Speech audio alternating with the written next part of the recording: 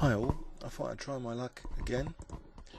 Okay, 2040, about the same rating as 204. I'll stick with the French, I think.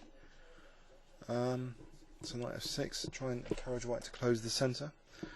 This line, so takes, I've had this quite a few times recently and longer over the board games. So now b6, I think this is interesting. So I'll play queen c7 and castles queenside. I think Alf Anderson has played like this. Maybe king to a8, get the king out of any danger. And now maybe prepare, I don't know, for f5, maybe h6 and then f5. On the other hand, I'll be weakening that e5 square. Don't really like creating weaknesses. On the other hand, knight f5 now might be threatened in some variations. What if I just... it's not a threat at the moment, so maybe c5 is playable here. Just knight c5, trying to free my game, and this bishop, you know, it's particularly, it's good now. Now, if I play f5, I don't really like that e5 square. I really don't like that. What about just queen c6? We're just trying to double up rooks on the d file. And then h7 is weak as well. So I wonder about h5. Any other ways of generating counterplay? Queen c6, f5, e5. Well, maybe e5 is, or f5 is playable to cover that pawn, but then the knight might retreat and then go to e5. So I don't know actually. Rook d7, bishop c2, and I'm weakening my h7 pawn after all the exchanges. So I don't know. It's lesser evils here. Do I keep this weak and try and double on the file? Maybe just h6. Okay, I think I'll try h6 actually, so then I can double on the d file. Trying to have my cake and eat it. Okay, so it's on my h pawn for sure. Is there something tactically going on here though? Bishop f2, trying to decoy the rook, and then rook takes d3. Wouldn't I just play, in fact, just for a doubling up of rooks, just sack the h-pawn here, positional sack?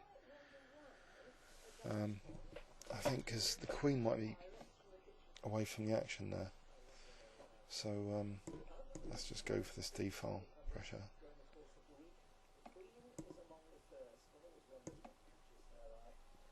Is he really going to play queen takes h6? Isn't there queen d2, rook d1, queen takes, bishop e4 check? Seems quite dangerous, because then bishop e3 check if king c1. I think I'll try that, queen d2. So does this work? Queen takes, bishop, actually I haven't got much choice because my rook, so I think I'll have to play this. Bishop e4 check. Isn't this just mating? Because bishop e3 will be mate if king c1, and if bishop c2 then rook d1. I thought that queen was offside. You know, when the opponent wins material, sometimes their positions like they're unbalanced. It's as if someone's gone to throw a punch at you, but they've sort of unbalanced their body, and you can sort of. So chess, you know, can be a bit like karate. Yep, he's resigned. I'm pleased with that queen sack. I think that's one of the most successful queen sacks that's come off. So let's have a look. If bishop c2, there's rook d1.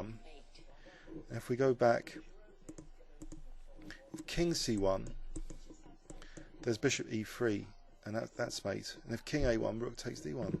So I'm pretty pleased about that, just offering the h6 pawn. So I mean, there was a battle of positional. What's the lesser evil here? Try and double up on the d file, but leave h7, or play f5 and allow knight f3 to e5. So I didn't want to weaken the e5 square.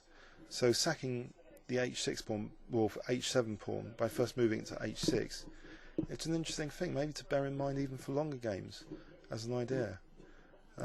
So h6. So trying to decoy the queen, and now doubling up on the d file, because you know these bishops are raking down, and trying to get at white's king basically. So bishop c2, just rook here. And now after takes, this queen takes, so with the idea of queen takes d2, especially as white's played that f4, there's no connection to the d2 square at the moment. So this is a wonderful combination of the bishops and the queen and rook. I hope you enjoyed that game, and I think I might remember that for my longer games. I hope maybe it's instructive for you as well. Please leave any comments or questions on YouTube. Thanks very much.